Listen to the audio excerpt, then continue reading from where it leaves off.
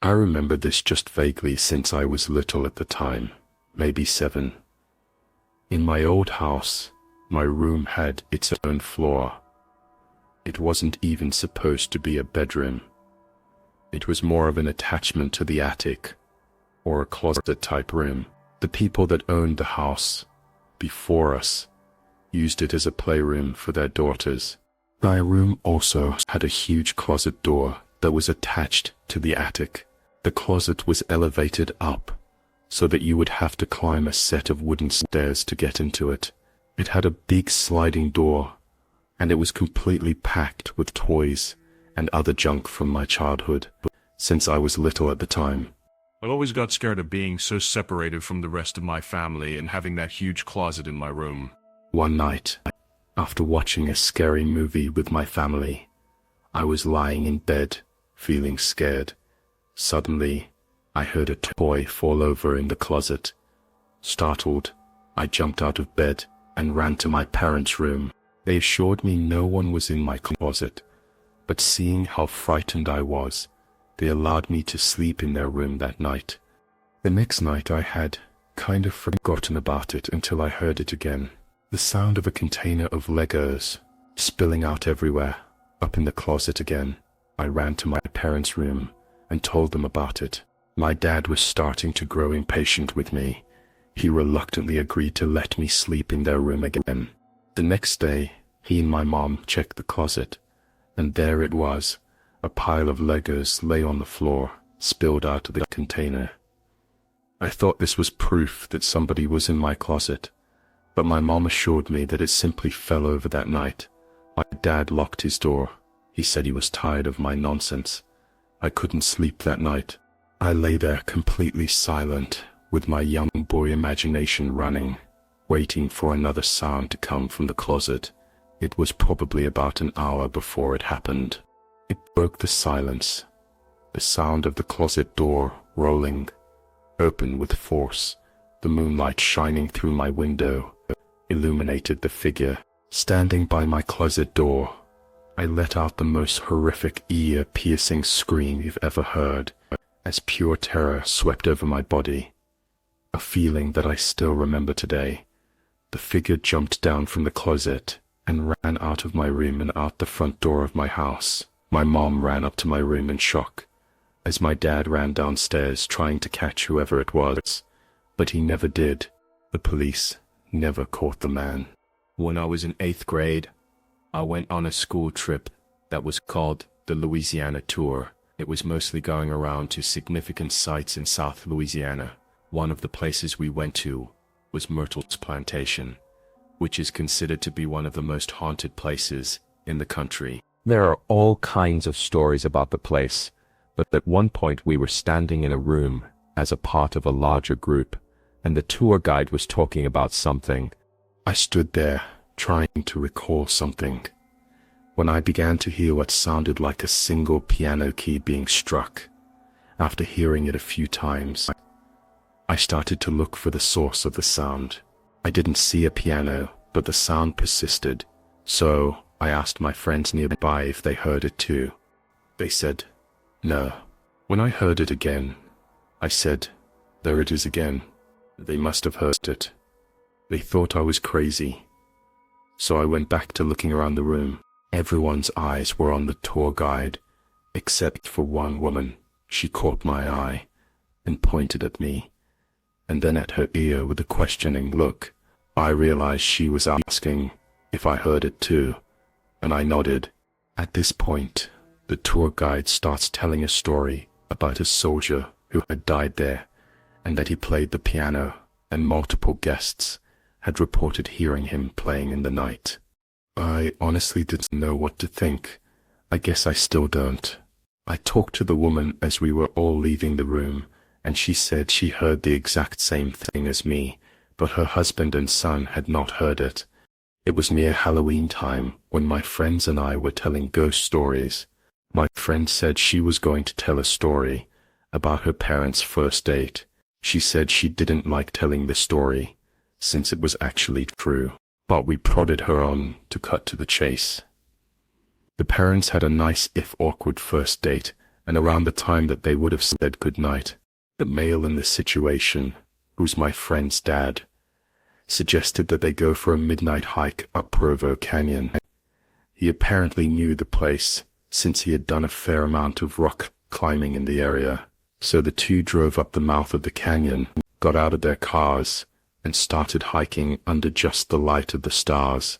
Since it was a new moon, at some point the man starts getting a bad feeling since the pathway ahead, which would pass under some trees, would be dark, and because it was getting quite late, he ignores the feeling and presses on.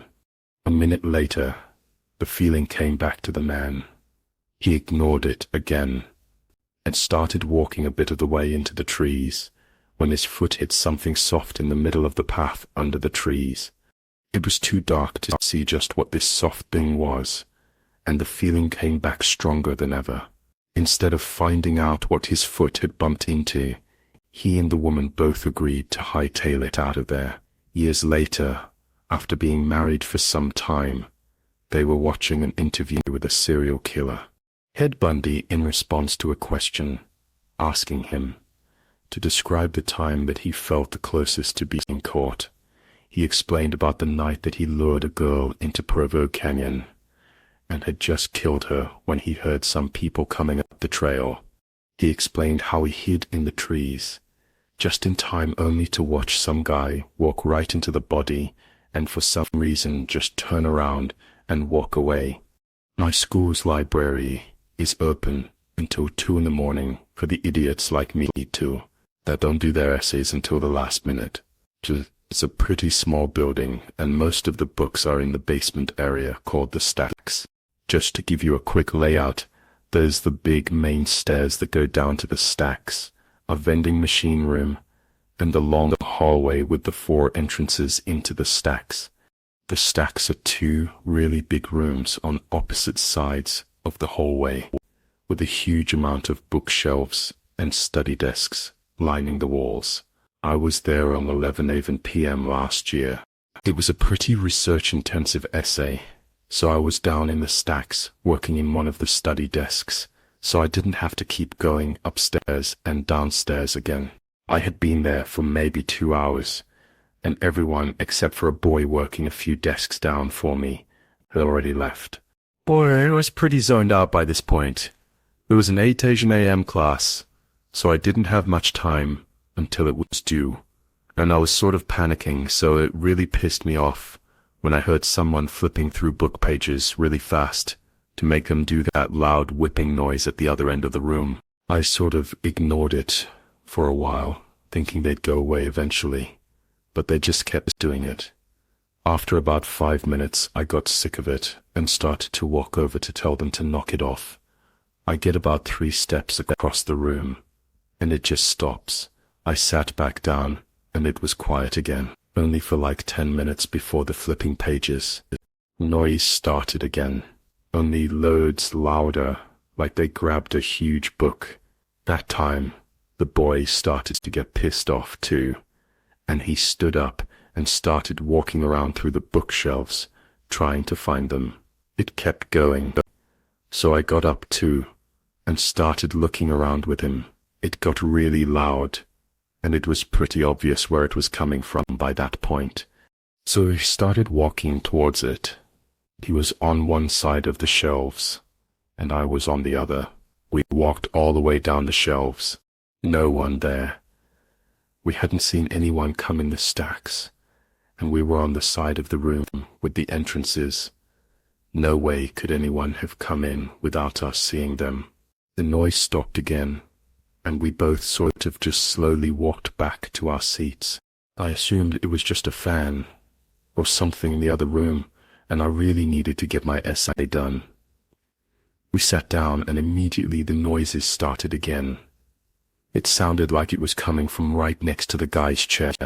He shoved his stuff in his bag, looked at me, said "fuck this," and took off. I was out of there maybe 5 seconds behind him. I still won't go back in the stacks at night, even when there's other people down there. This happened when I still had my fishing boat. It was a horrifying experience that will never leave us. Me and my wife departed from the East Coast for our 2-day fishing trip in the North Atlantic. The first day and night were normal. We got a decent catch. At night, we played cards while listening to music. It was enjoyable up until the next night after a slow day at sea. We were playing cards again inside this night without the music. It was at that moment that we heard the sound of a boat motor. We rushed outside to see a man piloting a crappy old motorboat with absolutely no lights on. He had stopped directly in front of our bow. The man was middle-aged. He had a beard and a baseball cap on. I went up closer and asked him if he needed help. He asked us if we had any spare gasoline. I apologized and told him we didn't. I asked the man if he was low on fuel and if he needed a ride back to the shore, but he declined. He claimed he had plenty of gas, which brought an awkward silence, as me and my wife wondered why he asked us for gas. Then the silence started to creep me and my wife out, mostly because of the way he just blankly stared at me. The only reason I could see was because of the deck light in the front of our boat. Other than that, we were surrounded by darkness. The man finally broke the silence and asked us if we had a good catch that day. I told him we didn't, still trying to be polite, even though the situation was odd and creepy. I asked the man how he was getting around in the darkness, but all he gave me was a chuckle, as if I had made a joke. I figured he misheard me. He turned his little motorboat around, and the last thing he said to us was, "Nice meeting you folks." He sailed off into the total blackness surrounding us. Me and my wife were completely weirded out. My wife told me she was afraid he was going to rob us. Being fisher, you run into and make conversation with other sailors and fishers all the time. But I knew something about that guy was off the fact that he came up to us so late at night, so far from the shore and alone in that little motorboat, and the way he acted. We were both really uncomfortable. To ensure our safety, I decided to cut our lights and head slightly north, hoping to evade the man. You can call me paranoid, but it felt necessary. Later that night, around 2 a.m., I was jolted awake by my wife's piercing scream. I quickly sat up to see a man standing at the foot of our bed. I lunged out of the bed towards the man, but he was out of the cabin before I could even get out of the room. I heard the sound of the same motorboat, starting before speeding away into the darkness again. We sailed all the way back to the shore that night, and reported the man right away. Of course, nothing was ever heard of the topic again. We still have no idea what the man wanted or what he was planning on doing, but it still gives me nightmares to this day. The way my bedroom was laid out was that across the room from my bed, there's a small alcove that does not receive any light because of the closet that's slightly in front of it, so the closet blocks the ceiling light and the ambient light from outside when it's dark. I was in 4th year high school and was trying to sleep, but couldn't you know that feeling like someone's staring at you? I was feeling it. I couldn't shake it, and it just felt like whatever was staring at me had such malicious intent in it. I opened my eyes, and my gaze was drawn to that dark corner of the room, where I saw a hazy, darker outline in it. I got goosebumps, but thought that it was nothing there. I'm just imagining things. I closed my eyes again, trying to force myself to get sleep, but I can't shake that evil feeling. Then there was a creak sound, the sound from somebody putting pressure on the floor. I opened my eyes again, and that shadow thing was in the opposite corner. Now all my inner senses went ballistic, and I threw my pillow and blanket over my head as I cried myself to sleep, all while hoping that the thing wouldn't come closer. I know I didn't imagine or dream it, and it still sends chills down my spine to this day. It was the first time my family ever went camping together. I was 18 at the time. We probably wouldn't have gone if it weren't for my brother and sister, who were still only 11, and happened to be twins. It was mid-July, and I was actually excited to do it. We drove all the way out to the country. We didn't go to a camping site. My dad just parked the car on the side of the quiet road, and we hiked about a mile into the woods until we found a small clearing in the woods. We pitched our 2 tents, one for me and my siblings, and one for my parents. So come nighttime, I couldn't sleep at all. Trying to fall asleep in that sleeping bag was like trying to fall asleep on the ground. I just couldn't get to sleep. I spun around and tried to make myself comfortable for hours. My little brother and sister had been asleep for a long time at that point, and then I heard the sound of the zipper to the tent zipping down. I looked up and saw someone poking their head into the tent. I couldn't see who it was. "Dad," I whispered. Whoever it was removed their head from the inside of the tent. "Dad," I said louder. Whoever it was quickly moved away from the tent, leaving it unzipped. I was so confused. I was sure it was my mom or dad just checking on me. So I crawled out of the tent and walked over to my parents' tent. I unzipped it and crawled inside. My parents were both in their sleeping bags. I shook my dad until he woke up. I asked him if he had just checked on us. He said no. I got chills as he said it. I then woke up my mom hoping that it was her, but she gradually told me that she hadn't left the tent either. I got goosebumps all over as I came to the realization that somebody actually came up to our tent, opened up the zipper and peered inside. A stranger. For all I know, some sort of psycho. I couldn't even really tell if my parents took me seriously or not. Or maybe I just don't remember. But I do remember that I didn't get a minute of sleep that night. My parents were on their honeymoon to Key West. When they arrived at the hotel to check in, they were told that the room would be non-smoking. With my dad being a smoker, they requested a different room. They got the room switch and went to their room. As they got off the elevator, the smell of fresh paint was overwhelming. Down the hall, there was a painter with all necessary supplies laid out around him. As he was painting the wall, as my parents walked past him, they casually greeted him, and the painter had absolutely no acknowledgement of their presence, whatever. When they got to their room, the smell of paint was even worse in there. So bad, it wasn't even bearable. So they decided to go to the front desk to change rooms. When they explained the situation, the attendant looked very confused and informed them that there wasn't a scheduled paint job on that floor for that day, but agreed to change their room. Anyway, my parents go back to their floor to grab their luggage, and the painter's completely gone. All supplies cleaned up and gone within 10 minutes, and the smell of pain was completely gone.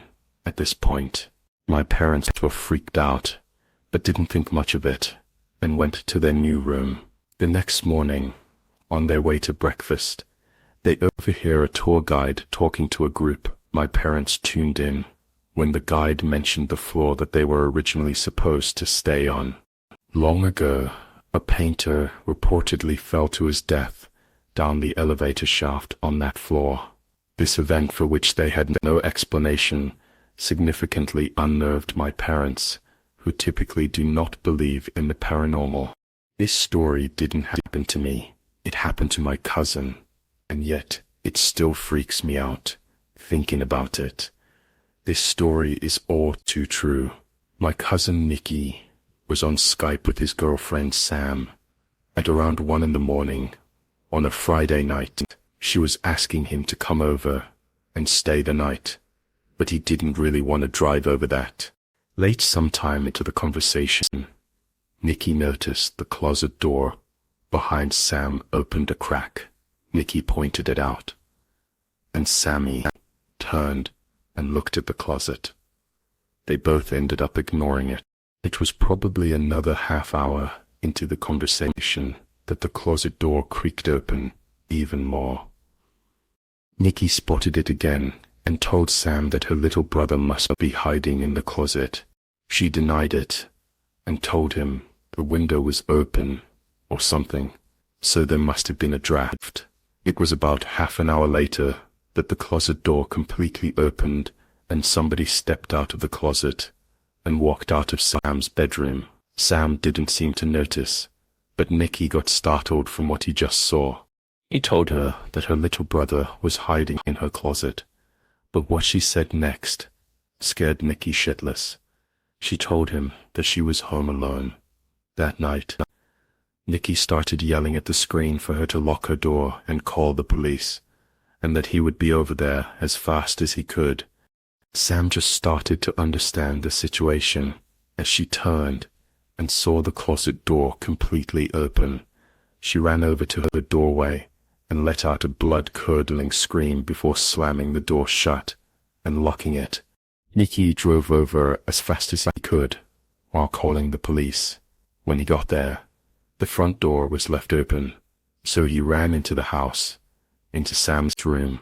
He knocked on the door and told her it was him, but she wouldn't answer. When the police finally arrived, they busted open the door to find her curled up in the corner of the room, in shock. She later told the police that she had seen somebody standing face to face with her at the doorway before shutting the door. It was a dark and stormy night, the kind of stormy that I loved. Thunder and lightning roaring, so I was staying up late, watching movies. I lived with my dad, but he wasn't home that night. He was working nights. Anyway, after I finished watching the movie Forrest Gump for the 100th time, I decided 2 a.m. was a good time to get some shut-eye. I loved going to sleep during thunderstorms. It was just enjoyable to listen to. But suddenly I heard the sound of something hitting my window. It wasn't the sound of rain hitting the window, but in such a big storm. I didn't think much of it and put my head back down. But a few seconds later, the same noise. Something hits the window again. This time, I made the sound out to be a rock hitting the window. My heart started racing. It couldn't be my dad. He would call if something was wrong. Another rock hits the window. I found myself glued to my bed. I didn't want to look out the window, but whoever was outside surely knew I was up there. I just turned the TV off. They could have seen the bright glare through the window. I just decided if I ignored it, they would go away. Another rock hit the window, and then another. It was getting faster. The rain started to lighten up, and that's when I heard the sound of a truck engine running down in the street. A much louder thump to the window was where I drew the line. I got out of my bed, planning to call the cops. I ran down the stairs towards the phone, but as I passed the front door, I saw something through the glass window at the top of the door. It was the face of a person looking through to me. It seemed like they had a smile on their face. I sprinted to the kitchen and called the police. They said there was an officer nearby and they should be there shortly. Whoever was at the door started fiddling with a doorknob and eventually ramming into it, trying to bust it open. I grabbed a knife for protection and yelled that the police were coming before running back upstairs to my room. After about a minute, the ramming to the door stops, and there were no more rocks hitting my window. I still didn't dare to look out the window, but I remember hearing the sound of the truck drive off. A few minutes later, I heard the sound of a police siren outside, and moments later the doorbell rang. I explained everything to the officer. I described the face as best as I could. Unfortunately, I couldn't provide him any information about the vehicle. If only I looked out the window. I still regret not taking a quick look. There was never enough info for the police to catch these people. Not sure if they had intention of robbing my house or much worse.